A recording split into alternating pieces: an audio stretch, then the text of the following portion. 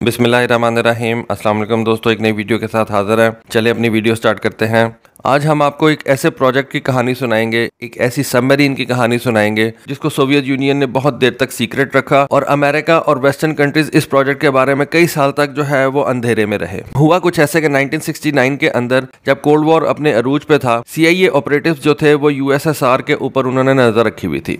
पूरे Soviet union पे तो नजर नहीं रखी जा सकती थी, कई खास जगह होती हैं जिनके ऊपर वो नजर जरूर रखते हैं। इनमें से एक ऐसी खास जगह थी लेनिनग्राड का शिपयार्ड। लेनिनग्राड जिसको आज सेंट पीटर्सबर्ग भी कहते हैं, वहां पे एक बहुत बड़ा शिपयार्ड है। वहां पे सोवियत यूनियन अपनी सबमरीन्स और शिप्स वगैरह जो है वो बनाया करता था, तो इस वजह से उसके ऊपर नजर रखना बड़ा जरूरी था। CIA ने अपनी जो सैटेलाइट थी वहां पे फिक्स की हुई थी। 1969 के अंदर उनको एक ऐसी सबमरीन वहां पे नजर आई जिसका हल जो था वो रिफ्लेक्टिव था। अब ये एक बड़ी अनयूजुअल सी बात थी, क्योंकि जो सबमरीन होती हैं उनके जो हल्स होते हैं वो तो स्टील के बने होते हैं और ज्यादातर काले होते हैं, और ज्यादातर नहीं बल्कि होते ही काले हैं। तो एनालिस्ट ने जब इन तस्वीरों को देखा तो उन्होंने इसके ऊपर जो है वो स्टडी करना शुरू कर दिया। बहुत से एनालिस्ट ने ये कहा कि ये जो सबमरीन है ये स्टील की बनी हुई नहीं है, ये टाइटेनियम की बनी हुई है। अब यहाँ पे और सवाल खड़े हो गए। टाइटेनियम जो है वो बहुत महंगी धात है और उसके फायदे भी बहुत ज्यादा हैं, आगे चल के आपको बताता हूँ। लेकिन बहुत से लोगों ने कहा कि नहीं जी, ऐसा नहीं हो सकता, सोवियत यूनियन अभी इतना ज्यादा एडवांस नहीं हुआ कि वो जो अपनी सबमरीन्स है उनको टाइटेनियम से बनाए। याद रखें कि ये 1969 का वाकया। बहरहाल ये एक डिबेट जो है वो वेस्ट के अंदर छिड़ गई और अमेरिकन ने कहा कि जी रशियन जो है वो हमारे से आगे नहीं है, हम सबमरीन की टेक्नोलॉजी में रशियन से बहुत ज्यादा आगे हैं और ये टाइटेनियम की सबमरीन तो बनाई नहीं जा सकती क्योंकि ये बहुत महंगी धात होती है।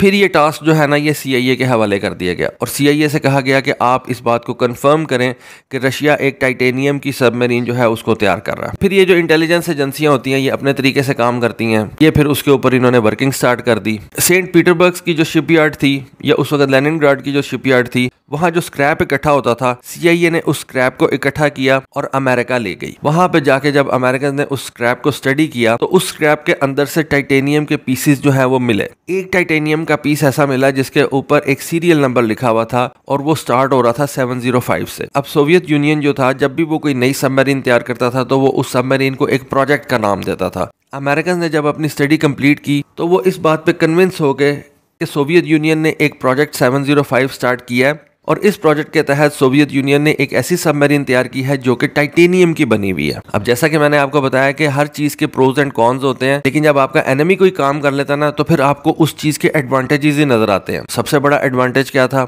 सबसे बड़ा एडवांटेज तो ये था कि ये जो टाइटेनियम होता है ना ये स्टील से हल्का होता है, तकरीबन 33% हल्का होता है और स्टील से ज्यादा स्ट्रॉन्ग भी होता है। तो इससे ज्यादा और क्या चीज चाहिए आपको सबमरीन के अंदर कि एक ऐसी धात से आप सबमरीन तैयार कर लें जो कि हल्की भी हो और स्ट्रॉन्ग भी हो। इससे क्या हुआ, हल्के होने की वजह से आपकी सबमरीन की जो स्पीड है वो ज्यादा तेज हो जानी थी और ज्यादा स्ट्रॉन्ग हो जाने की वजह से आप उस सबमरीन का जो हल है उसको ज्यादा थिकर बना सकते हैं। ज्यादा थिकर बनाने की वजह से, और जैसा कि मैंने बताया कि टाइटेनियम जो है वो ज्यादा स्ट्रॉन्ग होती है, आप अपनी सबमरीन को ज्यादा डेप्थ के ऊपर भी लेके जा सकते हैं। तो यही तो दो चीजें आपको एक सबमरीन के अंदर चाहिए होती हैं कि एक आपकी सबमरीन जो है वो ज्यादा तेज जा सके और दूसरी आपकी सबमरीन जो है वो ज्यादा डेप्थ में जा सके। जिस तरह से कोल्ड वॉर के अंदर जब ये हवाई जहाज बनाए जाते थे तो उस वक्त ये ज़हन में रखा जाता था कि हमारा जो फाइटर जेट है वो ज्यादा एल्टीट्यूड पे चला जाए और उसकी स्पीड जो है वो ज्यादा हो। तो सबमरीन्स के अंदर ये चीज बिल्कुल ही ऐसे है कि आपकी सबमरीन की स्पीड जो है वो एनिमी की सबमरीन से ज्यादा तेज हो और दूसरी चीज ये कि आपकी सबमरीन जो है वो एनिमी की सबमरीन से ज्यादा डेप्थ में जा सके।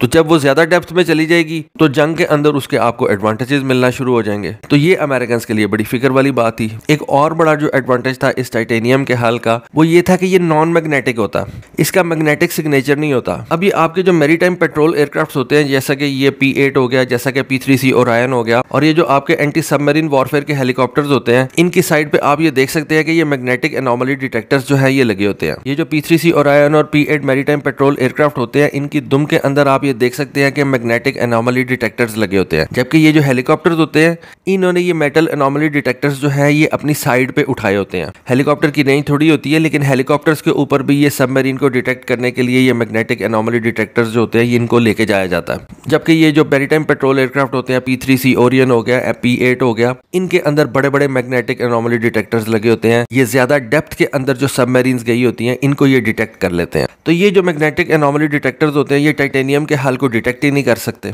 आपका ये जो सारे का सारा मैरीटाइम पेट्रोल एयरक्राफ्ट का फ्लीट है, इतना ज्यादा एडवांस फ्लीट आपने तैयार कर रखा है, वो सारे का सारा जो है वो एक टाइटेनियम हल सबमरीन जो है वो जीरो कर देती है, क्योंकि उसको ये पकड़ ही नहीं सकते। उसको पकड़ने के लिए आपको ज्यादा सबमरीन चाहिए, आपको ज्यादा सोनार चाहिए, आपको उसकी आवाज सुननी पड़ेगी। तो ये एक बहुत बड़ी जो थी ये वरी वाली बात थी अमेरिकन के लिए। उसके बाद जो टाइटेनियम होता है उसके ऊपर कोरोजन नहीं लगती, ये जो जंग वगैरह होता है ये नहीं लग सकता। ज्यादा देर सबमरीन ने पानी में रहना होता है और जो समंदर का पानी होता है वो बहुत खारा होता है, वहां पर ये कोरोजन जो है ये एक बहुत बड़ी प्रॉब्लम होती है। टाइटेनियम के हल को कोरोजन जो है वो कुछ नहीं कहती। अब ये जो सबमरीन थी इसको उन्होंने नाम दिया हुआ था प्रोजेक्ट 705 अल्फा क्लास। अमेरिकन ये समझ रहे थे कि ये जो प्रोजेक्ट 705 है ये सोवियत यूनियन की पहली टाइटेनियम हल वाली सबमरीन है, लेकिन ऐसा नहीं था। सोवियत यूनियन ने इससे पहले भी एक ऐसी सबमरीन जो है जो कि टाइटेनियम के हल से बनी हुई थी उसको तैयार कर रखा था और उसको 1960s के शुरू में तैयार कर लिया था उन्होंने, और ये था बेसिकली प्रोजेक्ट 661। इसको सोवियट्स ने नाम दिया था पापा क्लास। ये जो पापा क्लास है ये दुनिया की सबसे ज्यादा फास्टेस्ट सबमरीन थी। इसकी स्पीड 44.5 नॉट्स रिकॉर्ड की गई थी और ये 400 मीटर डेप्थ पे जा सकती थी। और इस पापा क्लास सबमरीन के ऊपर सोवियत ने 10 एंटीशिप वेपन्स जो थे वो भी रखे हुए थे, और ये अल्फा क्लास से बड़ी सबमरीन थी, लेकिन इसके अपने कुछ प्रॉब्लम्स थे। और ये जो पापा क्लास की सबमरीन थी ये प्रोडक्शन के अंदर नहीं जा सकी क्योंकि ये पहली सबमरीन थी टाइटेनियम हल वाली। 1961-62 के अंदर इसको स्टार्ट किया गया था, इस वजह से इसके अंदर काफी ज्यादा प्रॉब्लम्स थी। लेकिन अल्फा क्लास तक आते आते सोवियत ने इस टाइटेनियम की सबमरीन के अंदर बहुत ज्यादा चेंजेस कर ली थी, और अल्फा क्लास जो थी वो उनकी पहली सबमरीन थी जो कि प्रोडक्शन में गई। अल्फा क्लास की जो स्पीड थी वो तकरीबन 41 नॉट्स थी और ये तकरीबन 350 मीटर डेप्थ तक जा सकती थी। अमेरिकन ये समझते रहे कि अल्फा क्लास की जो स्पीड है वो 45 नॉट्स तक जा सकती है। इसी वजह से अमेरिकन को नए किस्म के टॉर्पीडोज जो है वो बनाने पड़ गए। नए किस्म के टॉर्पीडोज जो थे वो इस वजह से बनाने पड़े कि अगर ये सबमरीन इतनी ज्यादा डेप्थ में जा सकती है, इतनी ज्यादा स्पीड से ये भाग सकती है, तो इस सबमरीन को कौन सा टॉर्पीडो जो है वो निशाना बनाएगा। इस वजह से नए टॉर्पीडोज जो है वो अमेरिकन को डिजाइन करने पड़ गए। दूसरी बात जो अल्फा क्लास के अंदर अच्छी थी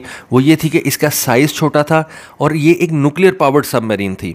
लेकिन एक न्यूक्लियर पावर्ड सबमरीन का छोटा साइज होना बड़ी एक अनयूजुअल बात है, क्योंकि इसके अंदर जो न्यूक्लियर पावर प्लांट इस्तेमाल किया गया था वो भी एक एडवांस किस्म का था। लेकिन उसका भी एक ड्रॉबैक था, वो ये था कि जब भी सबमरीन को आपने अपनी पोर्ट के ऊपर खड़ा करना होता था, यानी कि इसका जो पावर प्लांट है उसको आपने बंद करना होता था, तो उस वक्त आपको इसको गर्म रखना पड़ता था। किसी भी तरीके से आपको इसके न्यूक्लियर प्लांट को जो है वो गर्म रखना पड़ता था। सोवियट्स ने ये टाइटेनियम क्लास की काफी ज्यादा सबमरीन जो है उनको बनाया। एक माइकी क्लास की सबमरीन बनाया, फिर एक सियरा क्लास की सबमरीन जो थी उसको बनाया। इनके अपने अपने जो थे वो प्रोज एंड कॉन्स थे। माइकी क्लास की जो सबमरीन थी वो सबसे ज्यादा डीप जा सकती थी ह्यूमंस और वेपन्स को लेके, और ये जो माइकी क्लास की सबमरीन थी ये 1989 के अंदर नॉर्वेजियन सी में जो है वो डूब गई। काफी ज्यादा क्रू जो था वो इस सबमरीन के अंदर डूब के मर गया। उसके बाद सोवियट्स ने एक और प्रोजेक्ट जो है उसको स्टार्ट किया, प्रोजेक्ट 945। इसको सियरा क्लास की सबमरीन कहा गया, लेकिन ये वेपन्स बहुत ज्यादा उठा के लेके जा सकती थी, और इसके अंदर कहा जाता है कि 40 ऐसे वेपन्स थे जिनके अंदर से बड़े टॉर्पीडोज जो हैवी टॉर्पीडोज कहलाते हैं 650 मिलीमीटर वाले टॉर्पीडोज,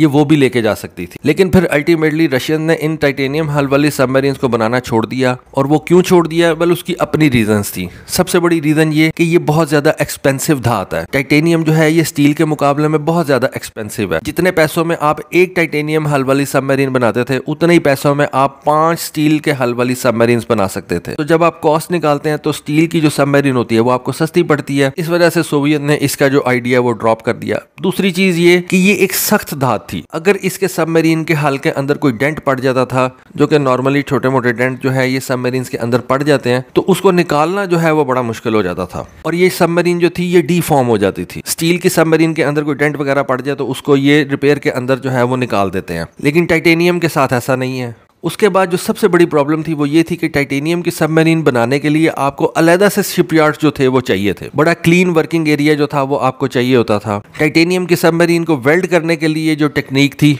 वो स्टील की सबमरीन को वेल्ड करने की टेक्निक से जो है वो डिफरेंट थी। आपको वहां पे डिफरेंट किस्म की गैसेस जो थी वो रिक्वायर होती थी जो कि टाइटेनियम को वेल्ड कर सकें। तो ये बेसिकली एक महंगा काम था और इसके लिए आपको अलग से फैसिलिटीज जो थी वो चाहिए थी, और सबसे बढ़ के आपको इसके लिए अलग से वर्कफोर्स जो थी वो चाहिए होती थी। तो इस वजह से सोवियत यूनियन ने इसको जो है वो ड्रॉप कर दिया और आई बिलीव कि अमेरिकन ने भी इसको परसू नहीं किया, बाकी नेटो कंट्रीज ने भी इस आइडिया को परसू नहीं किया और इस तरह से ये टाइटेनियम हल सबमरीन्स जो थी ये सोवियत यूनियन ने बनाई और उन्होंने ही खत्म कर दी। तो दोस्तों ये थी आज की इन्फॉर्मेशन, ये थी आज की वीडियो। होपफुली आपको पसंद आई होगी। कमेंट सेक्शन में अपनी राय से जरूर आगाह कीजिएगा। आज के लिए बस इतना ही। Thank you. Allah Hafiz.